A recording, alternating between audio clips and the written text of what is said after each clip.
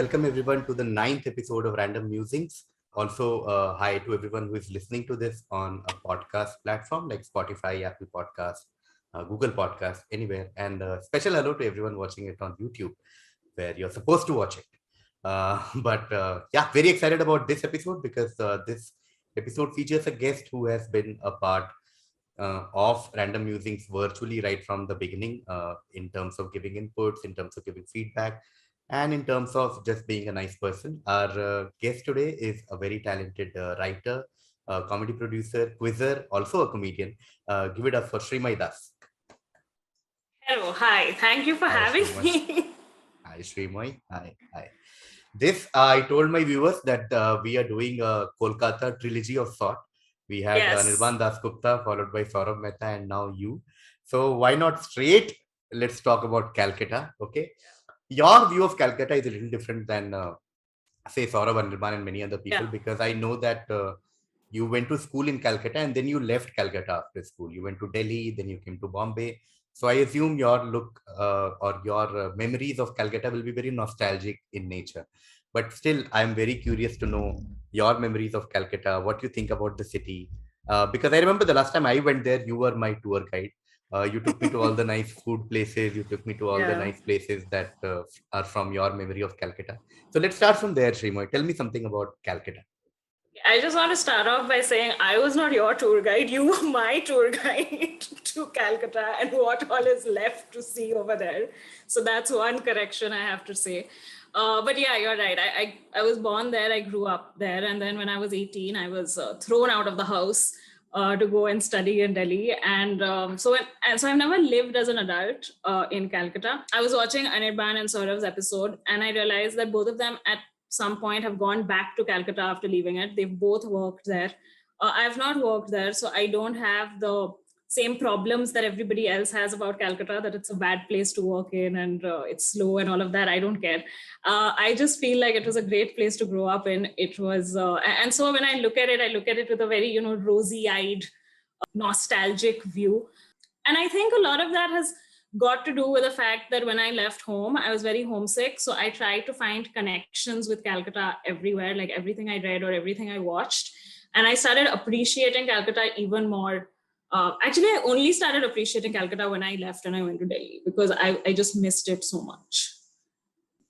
You've lived in all these three major cultural centers of India, Calcutta, Delhi, and then Bombay. What do you think makes Calcutta unique when you compare it to these two huge metropolis, Bombay and Delhi?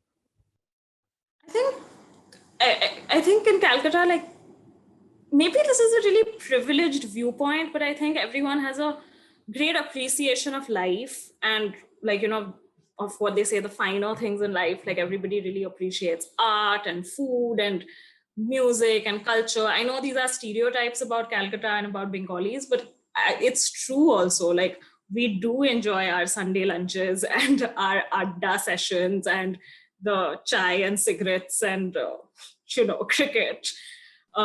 Whereas I feel like in the other two cities that I've lived in, things are more transactional and material, but I don't feel that in Calcutta. I think that's the biggest difference.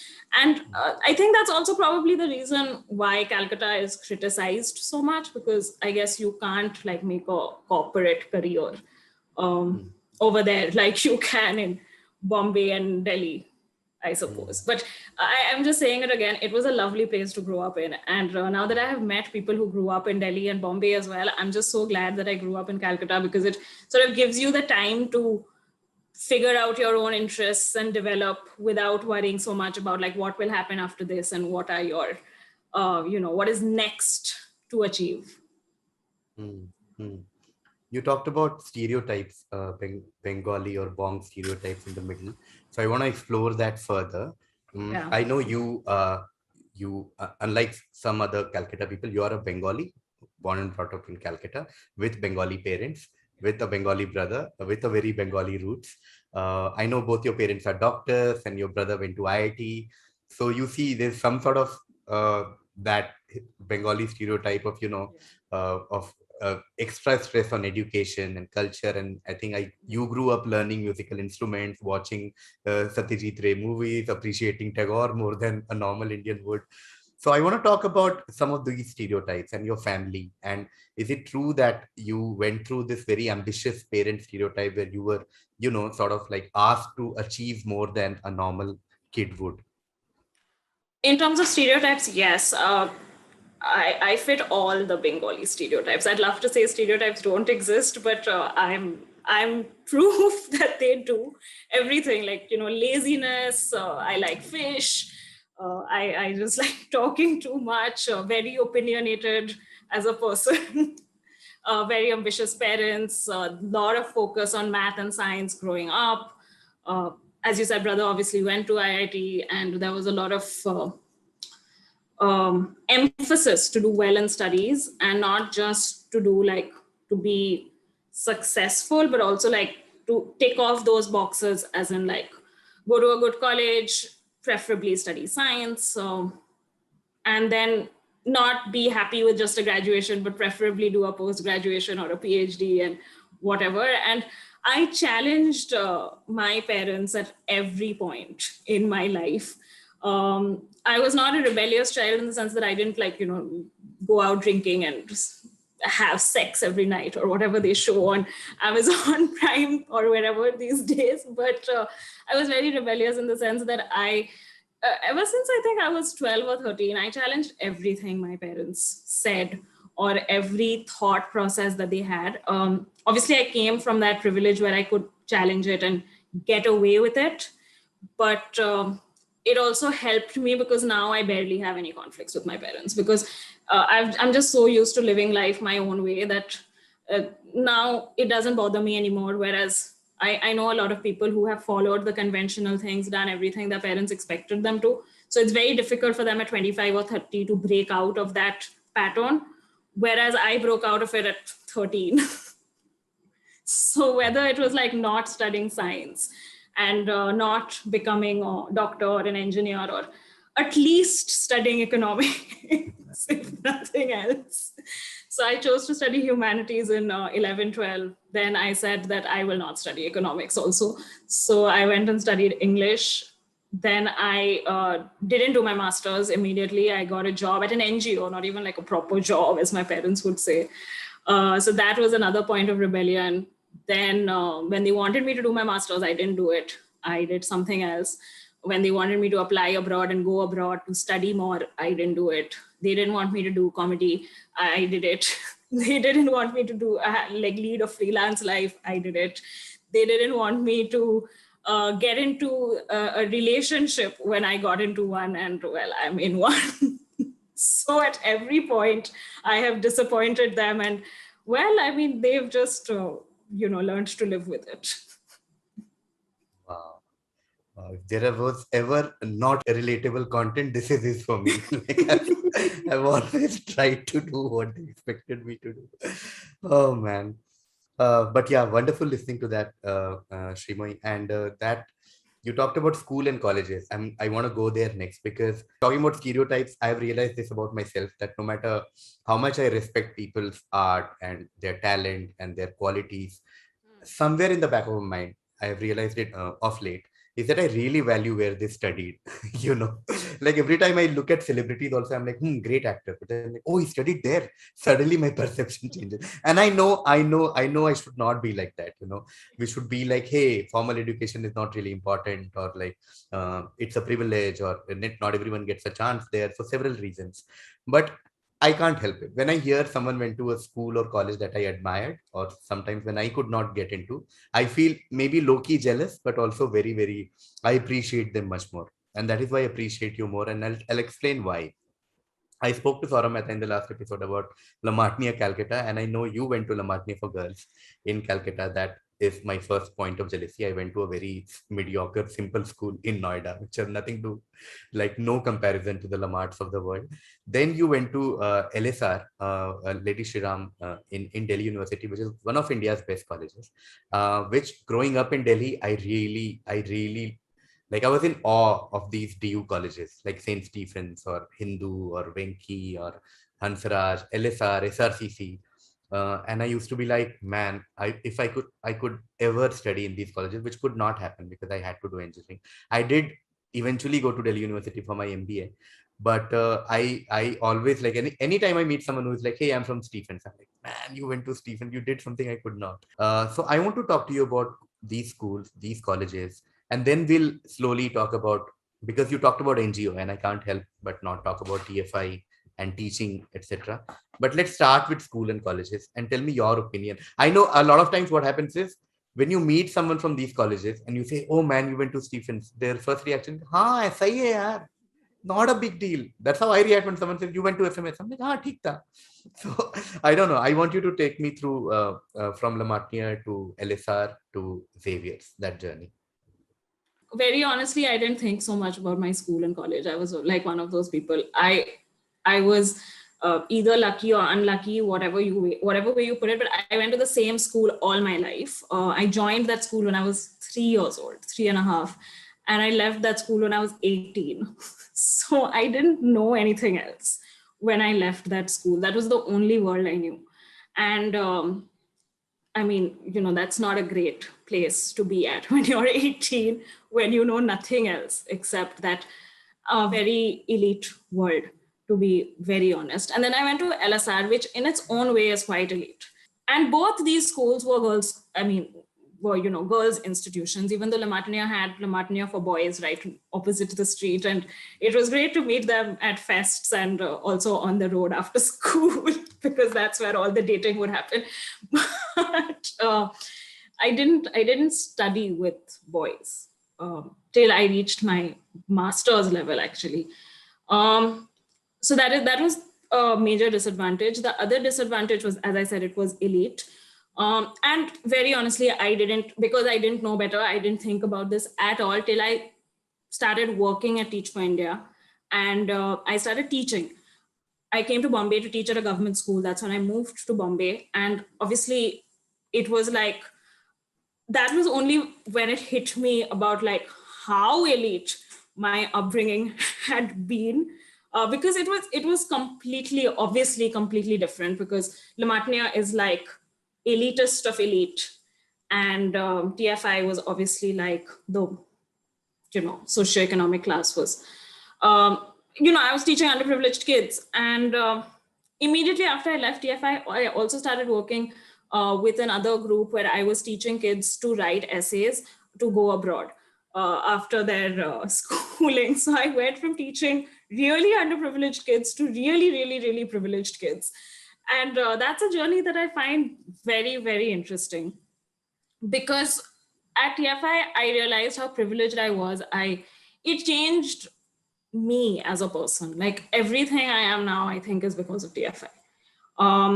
It gave me like skills, obviously, like communicating with people, and just being confident in front of a group of people. But it also gave me basic things like empathy and kindness. Uh, and it's so sad, but these were things that I don't think I really had before that. I was obviously capable of it, but it was never valued or taught or anything. And I never really thought about it that much. TFI was wonderful, and it just changed everything. It changed my whole outlook, and everything before that was just. I don't even count it as my education. I'm just like, yeah, there were moments where I had fun and I made some good friends, but and I had one or two wonderful teachers, but that's it. I just don't think of it as my education. It's a very, now that I'm saying it, it sounds really privileged, that I went to these two really, really elite institutions, but it didn't teach me 10% of what I just learned being in the government school that I taught in Bombay. Yeah, I mean, that's the difference, as people say, between education and learning. Like you might be a very educated person, but you probably have learned nothing in your life.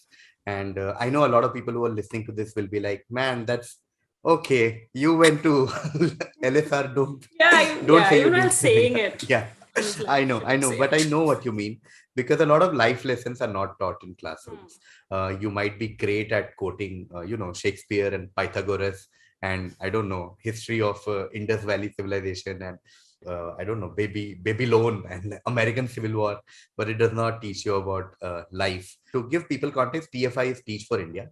So you started teaching after graduation from LSR, and you were teaching primarily underprivileged kids in very in parts of Bombay which are, which are so called low in the socioeconomic strata Low of income the group. city, low income groups, and you're going to slums and teaching them. And that's when the proverbial the eye opener moment of your life happens, when you're like, oh man, where did I study all my life, and what are these kids going through, and will they ever get to learn in an environment where I learned, and things that I took for granted all my life are something that people aspire for all their life, and they probably never achieve it. I want to talk about it in a little more detail with you, Shreemayee, because it's wonderful. I don't know many people who've actually taught kids, because teaching itself is an experience.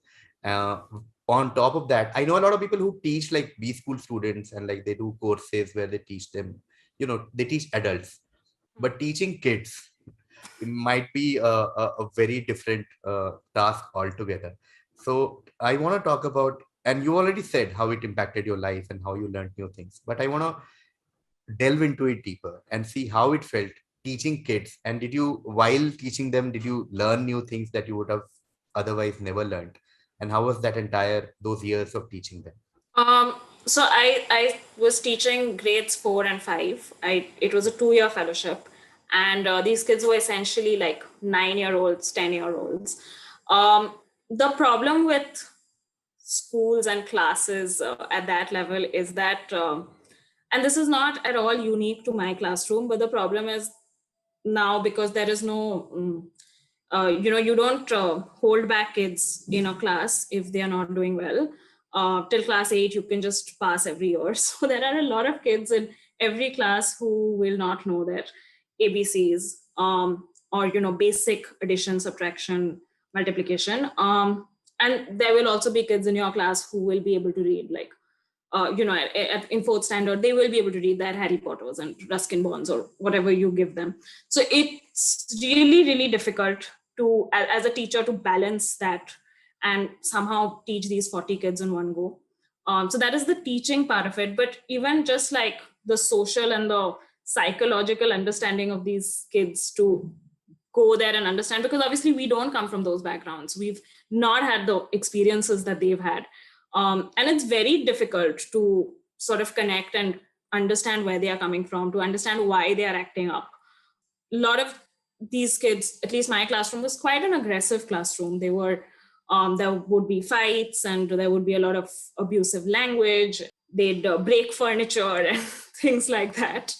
And obviously, like, I'm tiny myself, so it's not like I'm this big 6 foot person who's coming and scolding them and being authoritative. A lot of them were like, if they hit me, I would not be able to defend myself. um, and But somehow you still have to manage and just get them to pay attention, I guess.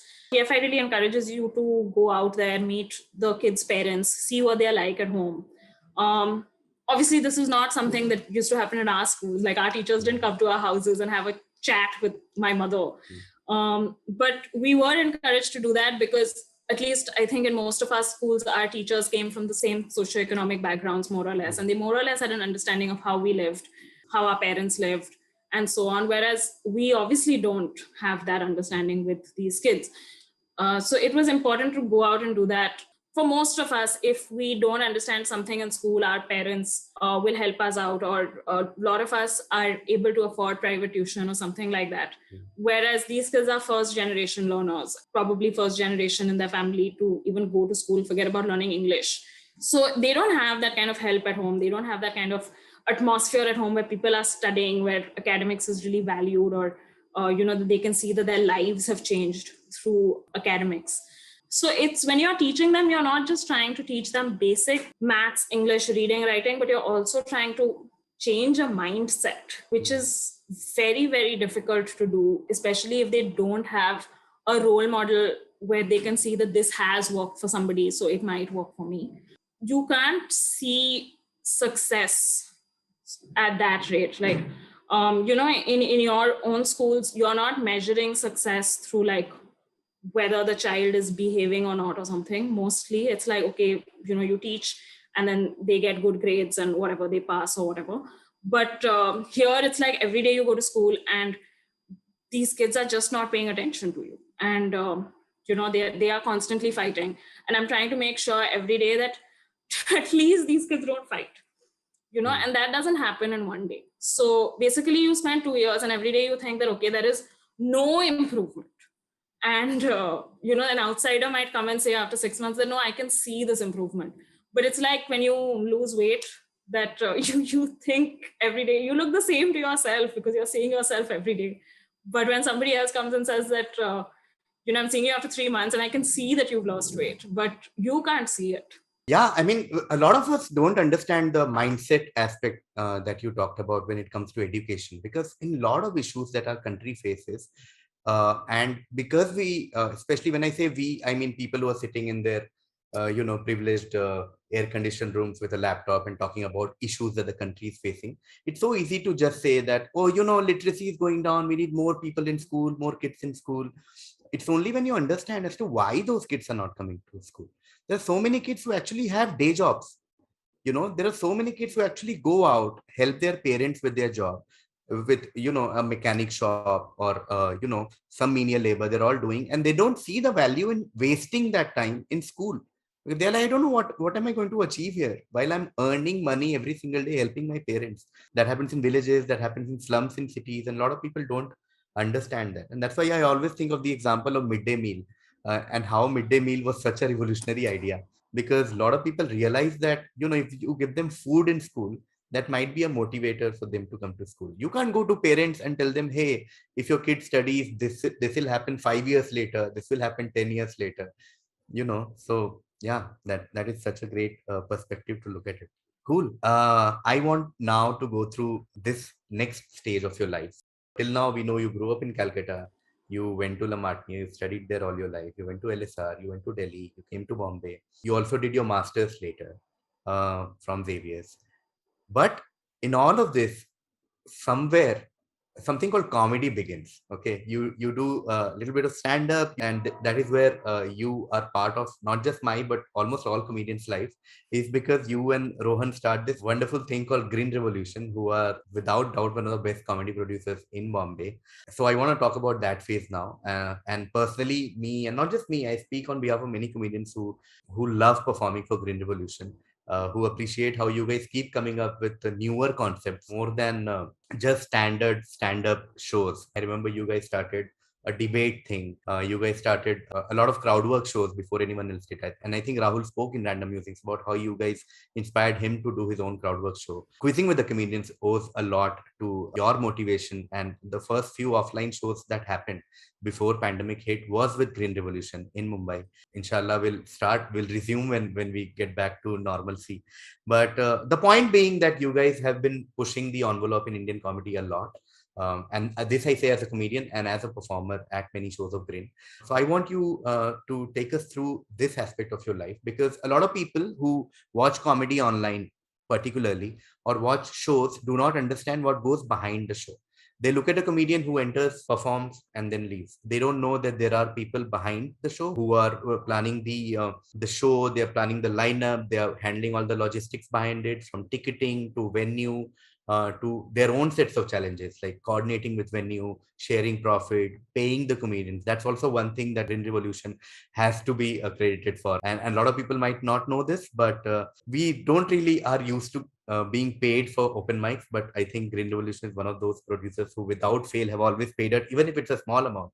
We've always been paid for Green Revolution show. So that also. So I want you to enlighten, so to speak, our viewers about what is it that entails the job of being a comedy producer and everything that goes behind the scene, and any learnings, any thoughts, any challenges. Just talk to us about Green Revolution and being a comedy producer. So during TFI, when I was in Bombay, I decided that I would, not wait for other people to hang out with me. I didn't know a lot of people in Bombay, so I just decided I'd go out on my own and see the city and explore it. And that's when I discovered comedy. Like, I had never seen a stand-up comedy show till 2015. And it's quite late because I hear everybody, talk about how they started with seeing Khamba or Tanmay in their early days, but like legit, the first comedian I saw was Rahul Subramanian, which is also why I love him so much.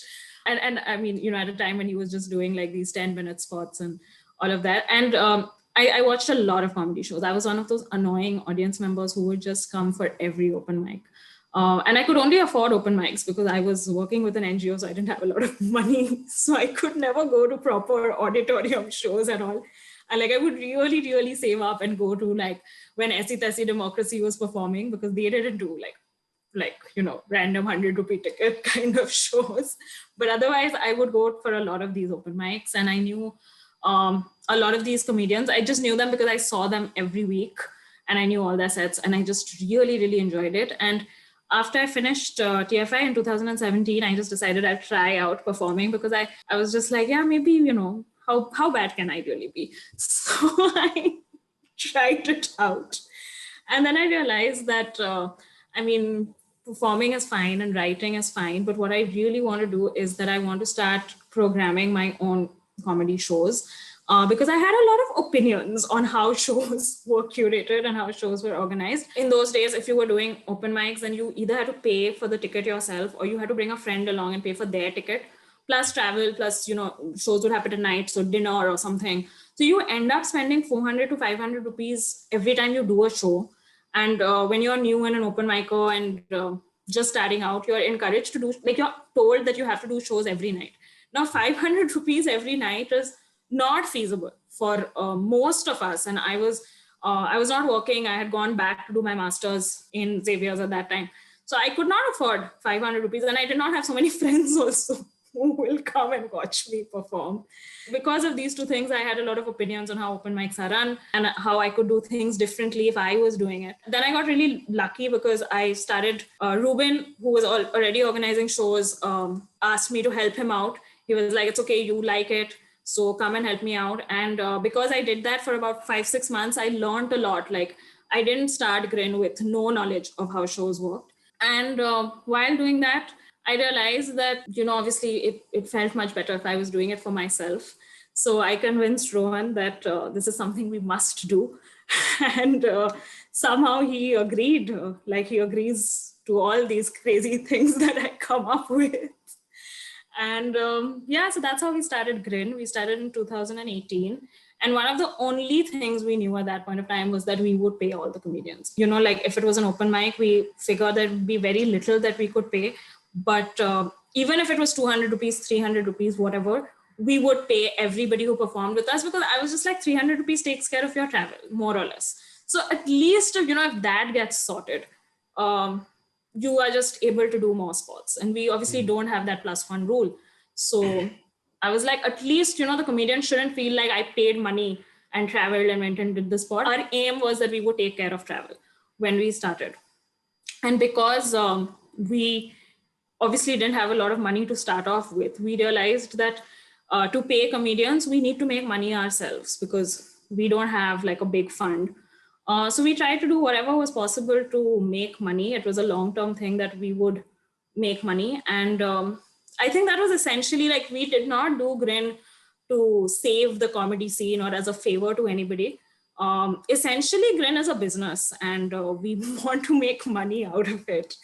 But we also believe in having good shows and paying comedians and ensuring that everyone has fun, because that's so important. I see a lot of comedians who just make it seem like they're just doing a job. Like they left one job and they came here and now they are doing another job, except now instead of 9 to 5, it's like 5 to 9 in the morning or something like that. But there's just no joy in some comedians, and I see them perform. And that's why I think we wanted to do these format shows, so that we ourselves as audience also saw new and interesting things every time the comedian was performing. And the comedians also felt like they were doing something different and interesting. So that was the motivation. And what goes on behind it is a lot of stress and is a lot of fights, and usually ends with me crying. But it's been great so far. The one lesson I take from this entire story, and I want this to be stressed again for our viewers and audience, is that the wonderful thing I took out from this was that how if you don't like something, or if you have inputs, or if you think you can do it better, might as well do it. This is becoming more and more important in the world of internet, because when you go on internet, everyone has opinion about everything, but no one is doing anything. Like, you go to a show, you saw that, okay, maybe open mics can be run better, or maybe I can do it better, and I'll give it a shot. And you did it. That's the whole point. I think that way comedy is also very democratic in the sense that anybody can start their shows, and somebody else might not like the way Grin is working. So, you find your own venue and start your own show. It's like, it's not like you need a license or a permission, or, it's not like that. It's not like there are a lot of steps that you have to follow. And anybody can perform also, mostly, if you have certain level of privilege and money. Yeah, I agree. The entry barrier here is obviously less compared to, say, you didn't like how the country is run, so you can't say ki Banja Prime Minister. No, I know it's a long way to go there. But essentially, it's a good thing to learn in life, to try and do things. The lesson there, of course, is that you can do instead of just saying and giving opinions. Wow, talking of opinions, I want to come to one thing where you have always had a very positive response, which is this guy called Shah Rukh Khan. Okay. And, you know, uh, Shah Rukh Khan is not just one of India's biggest stars, but he's also one of the most discussed stars. Okay. I'll give you a little perspective from my end, which is like, I grew up in the 90s. So, of course, Shah Rukh Khan was the biggest thing when I was growing up. Like, I remember I was Bazigar in a hostel as a kid, and then I saw Dar, and I was like, oh my god, what is happening? When we saw Bazigar Dar, we had never seen an actor like that. Like, I was a kid in the hostel, and we saw the climax, and we were all, the entire hostel, all of us, all the kids were like, oh my god, what is happening? Matan Chopra, like, oh and we have grown up with him. We grew up with him. When he went to Europe and was doing the entire senorita thing. We were like, nice, cute guy. Then, he became a father in Kuch Kuch Hota Hai, and he kept trying other things as well. Mostly failed because people could not relate to what he was trying to do. And that's why Dil Se flopped. Swadesh flopped. The people were like, hey, no, man, don't do this. Do the other thing. Do Mehuna and it'll be a hit. Or like, do Veer Zara and it'll be a hit. We've lived life through Shah Rukh. Like, Shah Rukh has been a part of our life. We lived through him through Kuch Kuch Hota Hai, Dil Se, Swadesh, Veer Zara, and then later Om Shanti Om, and then that phase where there's nothing of note that has come in more than a decade. But we're still awed by the personality of Shah Rukh Khan. We still look out for his interviews. We still look out for what he has to say about things. What is Shah Rukh up to? Every time we meet someone who has worked with Shah Rukh, we want to ask him, like, hey, how is he in real life? We are all obsessed with Shah Rukh Khan, and you more than anyone else I know. So I want to know, like, your journey with Shah Rukh Khan. It started a little late because it's slightly younger. So when you took birth, Shah Rukh was already a star, but you still did grow up with him. So I want to know from you this about your obsession and your analysis and your opinion of the legend of Shah Rukh Khan. I've always loved Shah Rukh. I just don't remember a time in my life where I didn't love him because, as you said, by the time I was old enough to think I was, or like legit, the first movie I saw in a theater was Kuch Kuch Hota Hai. I was 5 years old then, and before that, my brother was a Shah Rukh Khan fan, and I wanted to be exactly like he was, so I became a Shah Rukh Khan fan. My cousins were Shah Rukh Khan fans. My neighbors were Shah Rukh Khan fans. I think everybody in the late 90s was a Shah Rukh Khan fan. You just couldn't ignore him. So I very thoughtlessly became a Shah Rukh Khan fan, and I am still completely thoughtless when it comes to him. I like to believe that I am very logical. Otherwise, I can be objective, but not with Shah Rukh. I just didn't know anything other than Shah Rukh in the 90s. Everybody I knew was a Shah Rukh Khan fan. I also decided I would like Shah Rukh. I was very loyal to him. I never got swayed, not with this phenomena of Hrithik Roshan or anybody. I was always loyal. I can forgive anything he does. Even like I can forgive the bad movies. I can forgive any bad behavior or whatever people say. With Shah Rukh, I just don't have morals or anything. Oh man. And I think a lot of that has, as you said, a lot of that has got to do with his personality. In the 90s, he was like the figure of aspiration.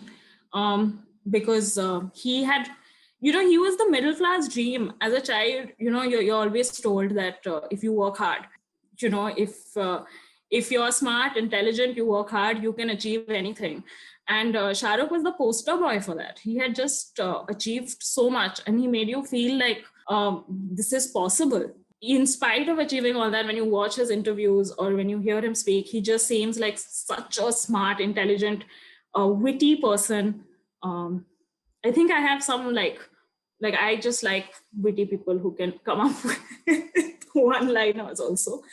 That's another problem. But yeah, I think it was that aspirational thing about Shah Rukh that also really drew me to him. But now I'm just intellectualizing everything. The truth is, I just fell in love when I was 2 years old, and then I was very loyal to that love. No, at the risk of further intellectualizing the phenomenon of Shah Rukh Khan, I would like to say that he inspired a lot of people because he was truly a self-made star. He came from Delhi to Bombay and started from the bottom, did TV shows, small parts, etc., and then became a star and became the biggest star. When you compare him with the two people he's always compared with, which is Salman and Amir, both of them came from film family. Both of them came from established film families. And that is what makes Shah Rukh even more unique.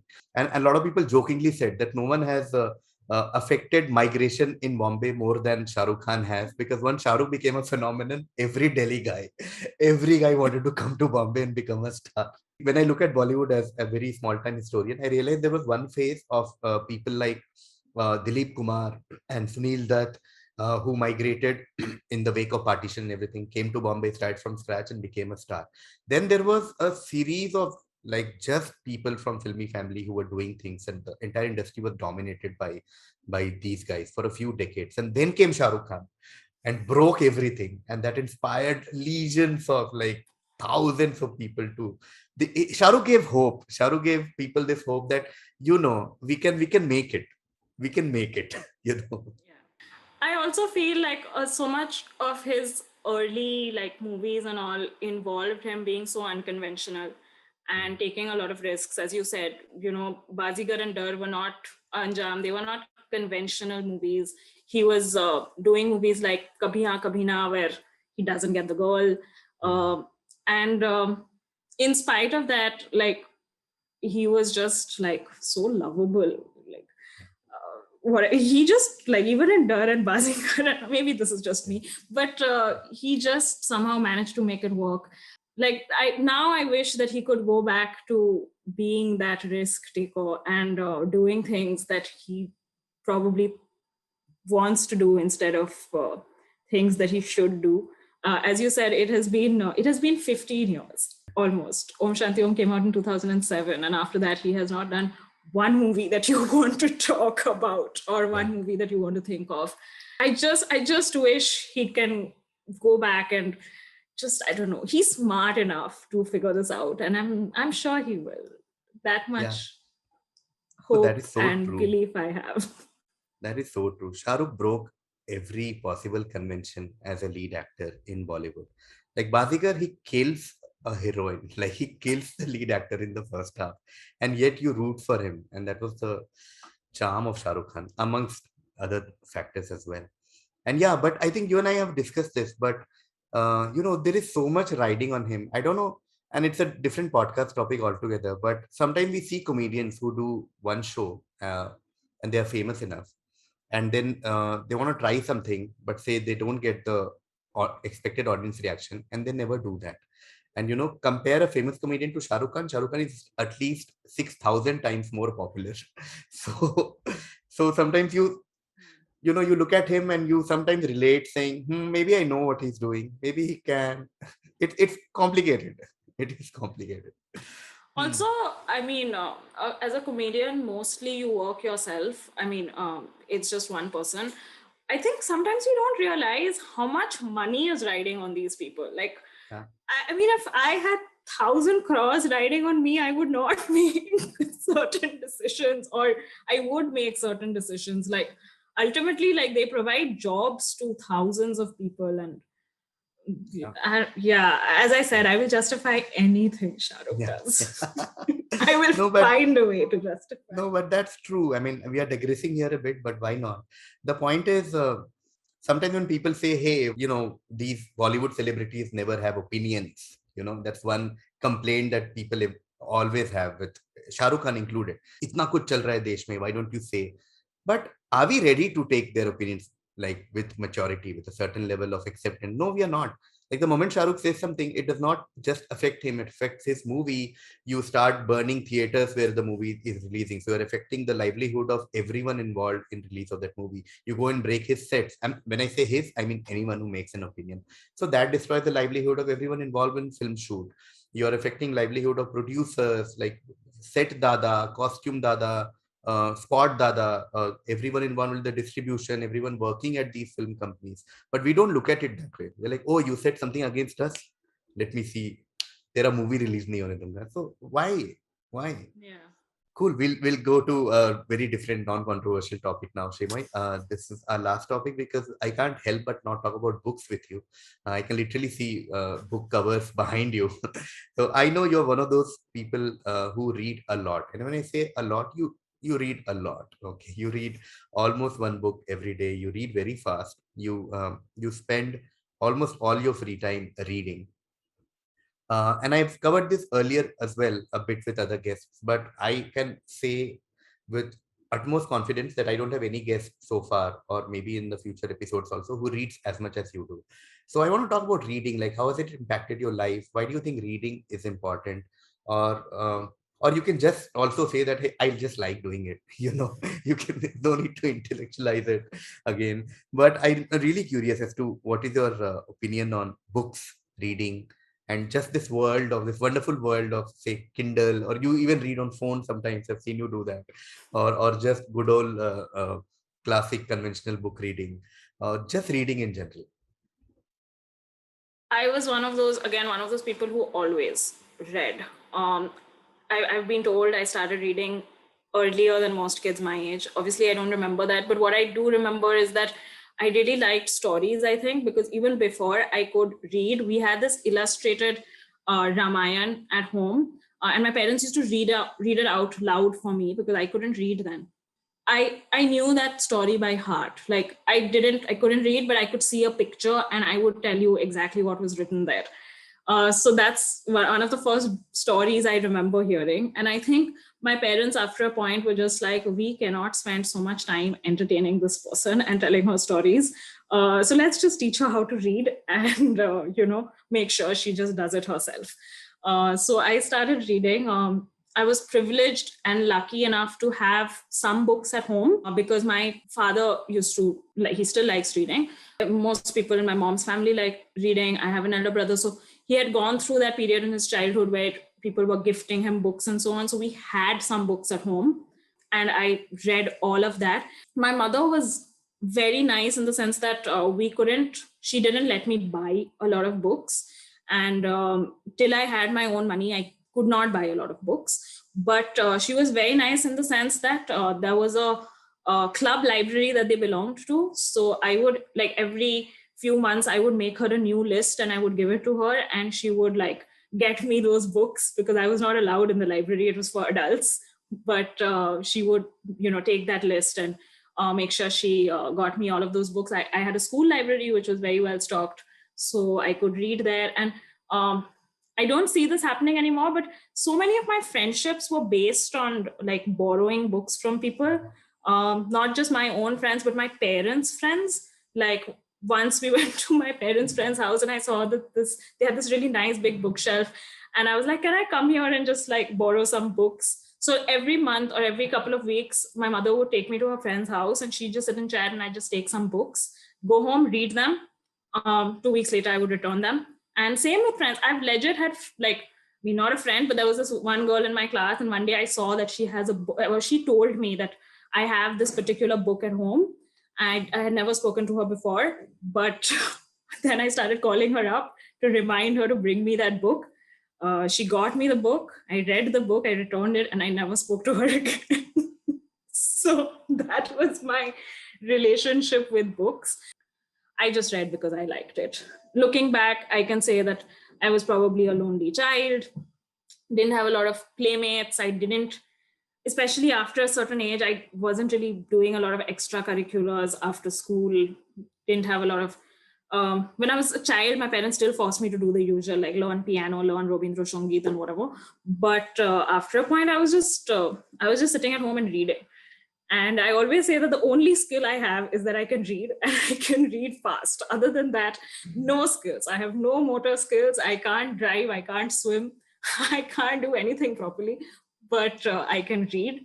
And yeah, I've always enjoyed reading, and I've spent so much time reading. And again, I can intellectualize and say that because I didn't have friends, it gave me a world of people and characters that I knew. I didn't travel a lot as a kid, so it gave me new worlds and whatever. But I think essentially it was just the stories. I liked hearing and reading these stories all the time, so I just wanted more of those.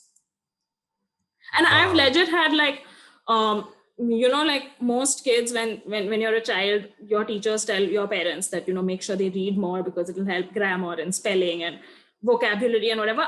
I've legit had parent teacher meetings where my teacher has told my mother she needs to stop reading. Just maths class is not for reading. Okay, this is not. I've like when I was a kid, one of the few things I was punished for in school was because I would read in math class. And my logic was I finished the sum. I was a decent student. It didn't take me one whole period to do like three sums. So I was reading. And I did that all my life. But I think when I grew up a little bit, I became smarter at hiding it. Um, but I would still read in class. Thank you, Shreemayee. That brings us to the end of our conversation. Wonderful as expected. Thank you so much for taking out time. And now we are going to the fun part of Random Musings, which is the rapid fire. Very, very excited. Let's do it. Cool. Okay, we start with rapid fire. Shreemayee, only rule is you're not allowed to think. Okay, I'll ask around 10 questions and we'll go back to the answers to see if you have to add anything.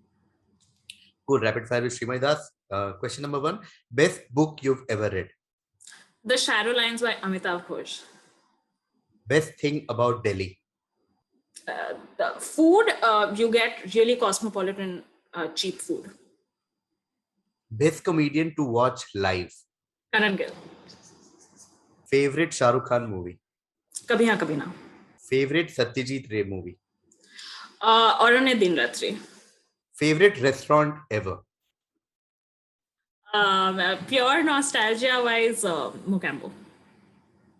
Most overrated book. So many. A White Tiger. Best thing about quizzing with the comedians. Everything. I love everything about it. Try and pick one. Best thing about quizzing with the comedians. Oh man. I love everything about it. Okay, cool. Favorite Indian author. Amitav Ghosh. One thing you like about Indian comedy scene. Or one thing you like the most about Indian comedy scene. I feel like the comedy scene still allows people to, as I said, it's still democratic and it allows people to do their own things. Cool. Thank you. See, here we go. Very nice, non-controversial rapid fire.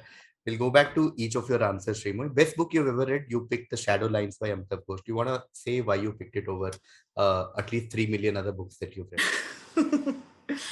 I mean, obviously, I love a lot of books, and Shadowlines is not the only one, but multiple reasons why I picked this. Personal reasons. It's a lot of it is set in Calcutta, and it's one of those books that I make it a point to read it every year, and every year I find something new, and I find a new way of looking at it. I also studied it in college, and I studied it at a time when I was very homesick, so it gave me a sort of connection to home. So I have like a personal connection with that book and personal great memories with the book. But just objectively, it's very well written, and it deals with concepts of history and memory and time uh, in a way that because these are not simple concepts, but he makes it very easy to grasp what he's saying, and I really like that. Hmm. Nice. Best thing about Delhi, you picked food, and you also said cosmopolitan food at. Yeah. Why So do you I say that? feel Hmm. compared to Calcutta and Bombay also, you get all kinds of food in Delhi. Like all kinds of cuisines, and because there are of course like South Indian food and so on, because like Andhra Bhavan, and there are all the state like food that you get, but you also get a lot of, I guess because of the embassies and so on, you also get Hmm. a lot of cuisines from abroad. And what I particularly like about Delhi is that most of this food is very affordable, and even as a college student you can try out a lot of new cuisines, and most of it is also really good. Hmm. Best comedian to watch live. I know I ask you live is because you, for longest part of your career, you've seen comedians live every single evening. So, and you picked Kanan Gill. Do you want to talk about Kanan? Yes. I mean, one of the things I enjoy the most about comedy producing is that I get to watch these, like my favorite comedians live. I find the process really interesting, how one small bit grows into like a special, and how every night there is a change in maybe the phrasing of a joke or just the performance of a joke. And I love the process. So I'm never someone who will say that I've already seen this show before, I won't watch it again. I can watch trial show after trial show after trial show. And there are many comics whose process I really enjoy. But Kanan is my favorite because he has a very unique way of looking at things that are, you would just find it regular. Like he's Hmm. not talking about something that you've never thought of, but he has a very unique way of looking at it, which I really like. And I've seen him performing live a lot, and every time I feel like he brings this new energy or this unpredictability to the stage that is just beautiful. When he does concept shows or some of these format shows, he just has so much fun with them. Like when you, as I said, when you watch comedians every night, it can get monotonous. You're seeing them perform the same things over and over again. So it's very important for me that I get a sense that the comedian is having fun. And I get that a lot with Kanan. Not saying, of course, that this is not true for other people. This is like, I feel that about a lot of people who I watch. And I've been privileged enough to watch like this set of like Kenny Kanan Biswa live a lot. But if I had to pick one, I will always pick Kanan. Okay. Favorite Shah Rukh Khan movie? Like many of us Shah Rukh Khan fans, you went with Kabhi Haan Kabhi Na. What do you think makes Kabhi Haan Kabhi Na more unique than many of his other blockbusters? It's, I mean, such a great role, and I love the fact that it doesn't have that conventional ending.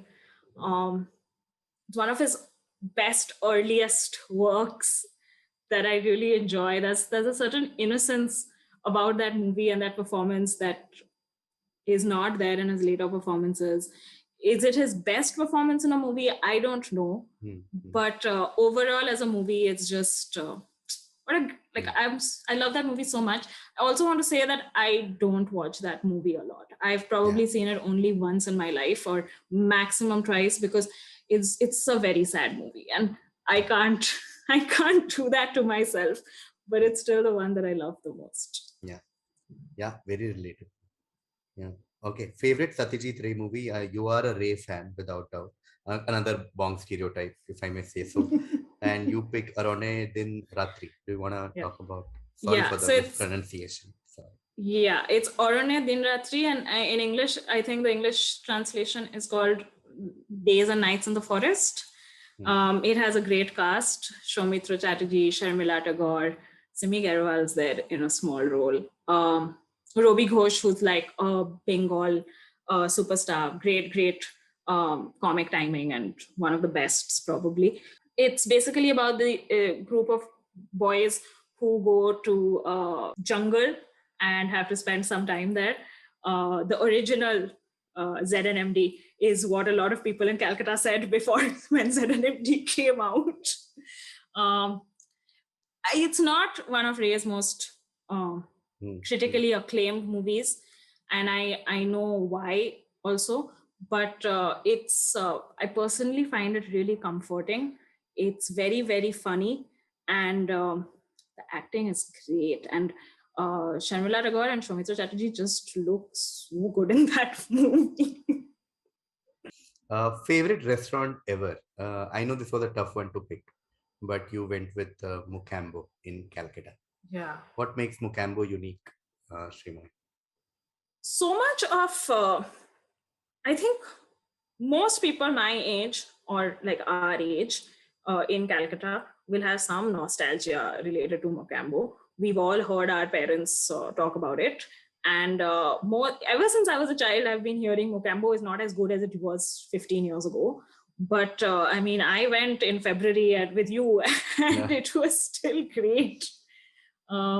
They have something called continental food, which is basically British food. It's supposed to be European. But they have these dishes that you don't really find outside Calcutta, and they do it really well. So, yeah, purely for nostalgic reasons. I'm sure there are better restaurants that I have been to, especially in Calcutta. But that's the first thing that I thought of. Most overrated book? You picked a Booker Prize winner. I I remember when the White Tiger had came, it was a rage everywhere, and everyone was reading about it. And suddenly Arvind Adiga won the Booker, which was like, is he the new Rushdie? Like, what is happening? But yeah, of course, you think it's the most overrated book. Why do you think so? Well, firstly, Booker doesn't mean like any book prize doesn't mean anything. There are lots of bad books that win prizes, like lots of bad movies that win Oscars and film fairs or whatever. But this particular book, I never liked it. I was very young when I read it, and this glorification of poverty and this. I particularly hate Indians who write with a Western audience in mind. Like this whole attempt to make us look more desi than we are is I hate it across the board. Whoever does it, I really, really hate it. And but a lot of these books are not so critically acclaimed. Whereas White Tiger obviously it won a Booker, it got made into a really successful movie. Everyone keeps talking about it, and it's so bad. Nobody with any sense, I feel, has been able to read that whole book and say that, like, you can read it and in that whole adrenaline you'll be like, okay, this is good, but you think about it for half a day and nobody I respect has turned around and said this book is good. Fair. Okay. I told you I'm very opinionated. Yes, 100%. Yeah. Best thing about Quizzing with the Comedians, and I'll give a context to people as to why I asked that question to Shreemayee. I never ask about Quizzing with the Comedians to any guest on Random Musing, but I asked because, and I've said this before, as to how Shreemayee has been a part of Quizzing with the Comedians right from the beginning. It is a show because, to some extent, because of the motivation that Shreemayee gave me back in the day, and till date she's involved behind the scene in terms of programming and in terms of many other behind the scene logistic things that we do that people don't get to see. So I asked you, and you said you love everything about Quizzing with the Comedian. Do you want to talk about this? Because I can't myself. So just take 2 minutes and talk about Quizzing with the Comedian, Shreemayee. Yeah. So I remember sitting at a coffee shop with you and telling you that we have to do Quizzing with a Comedian. And I did what seems to really work with most people, which is that I gave you a deadline and I said, by this date, we have to have this show ready. So now let's backtrack and see what we can, how to make it perfect by the time this date comes. And I think by the time we did the first show, it was such a great show. I love quizzing. I've been quizzing since I was a child. And this has everything that I enjoy. It has stand-up, it has quizzing. I get to, give my opinion on the programming and the curation. And, you don't take it a lot of times, but I still give my opinions. Yes. And it's great to see what quizzing has become, because when we started quizzing, we did it for a 25-30 people audience. And, I've I attend every one of your live tapings whenever you're taping for YouTube. And I see that 200 people are watching, and then I see the numbers that it reaches on YouTube, and I'm like, well, I'm not a proud parent, but I'm like a proud aunt when I see what quizzing has become, and I see how devoted the fan base is, and I see so many people who buy like your season like whatever festival passes, weekend passes when you have the taping, and I see so many people log in for YouTube premieres, especially people who log in from different time zones, and they wake up like early in the morning. It's beautiful to see that, because when do you see that in like, forget about a quiz, even for somebody to do that for a comedy show is such a big deal. And so many people do it. It's just one of those things, like when you start off small, like when you look back, it's just like, I can't believe how much it has grown. But also I just want to say that when we did that first show, I knew that it would grow. Like, I would not have asked you to do it if I thought that this has no potential. So I always like, it doesn't surprise me, but it makes me very happy. Yeah, to give context to, a lot of people might not know, because people started following it on YouTube, that this was essentially an offline show for 25, 30, 40 people, 50 people. I think we did it in small venues in Bombay, where there would be a prelims round for ticket buyers, and then 3 of them would be picked, and then they will be paired with a comedian, and we'll do a proper full-fledged final on stage. But then pandemic happened, and we moved it to an online version. And the rest is online history. And we taped a latest edition last week, and it will release on YouTube later. But very excited. Yes, Shreemayee, sorry. Yeah, I also want to say that like, it was such a lifesaver during the pandemic, especially because I think you started doing quizzing in 2020 April, May. I think was when you had the first taping, and that was right in the middle of the lockdown. Nobody really knew what was happening. There didn't seem to be an end in sight, and it just gave us something to do and something to look forward to. And like, the quizzing weekends were the best weekends for us, crazy people who watch every match.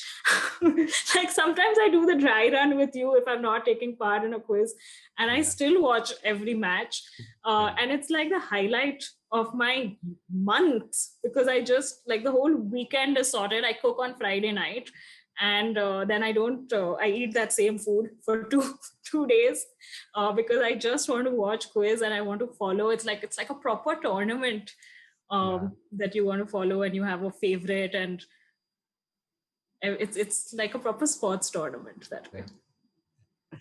Okay, your favorite Indian author? I sort of expected this answer, Amitav Ghosh. What do you think makes Amitav Ghosh unique compared to other Indian authors? So Amitav Ghosh is a trained historian, anthropologist. So a lot of his books have a lot of history. A lot of them are set in different periods of time, and it's full of very well researched facts. But he manages to create worlds that are so detailed and beautiful. That's what I like about his later works. I always say that I can forgive anything if the writing style is good, but and he's amazing, and also he's Bengali, which always helps. Okay, the last one I asked you was because Indian comedy scene, because again, you are as a comedy producer, you are a part of this scene every single day. Like, as a comedian, you can afford to chill a day, but a comedy producer cannot, because you have a show every single day. And you said you like the democratic nature of Indian comedy scene. Do you want to further elaborate that? So one thing is what I earlier said, which is that if you don't like something, comedy just allows you to do it yourself. It allows you to play around with your style, with your jokes. Like, till now, at least, it has. And it's very democratic in the sense that so many people exist in the scene doing so many different kind of things, and they all seem to be working, which is great. I know the argument is that we are not united, and that everybody is like looking out for their own selves, but I like the individuality in the comedy scene. That's precisely what I like. I like how everybody has their own take on comedy, how everybody has an idea of what comedy should look like, what is good comedy, what kind of comedy they want to do. And most people, I feel, get that space to explore and develop and act on their thoughts, which is what I like. Thank you, Shreemayee. That was the last question. And thank you so much for being a part of Random Musings. And yeah, that's it. Thanks a lot. Means Thank a you. lot to me. Thank you.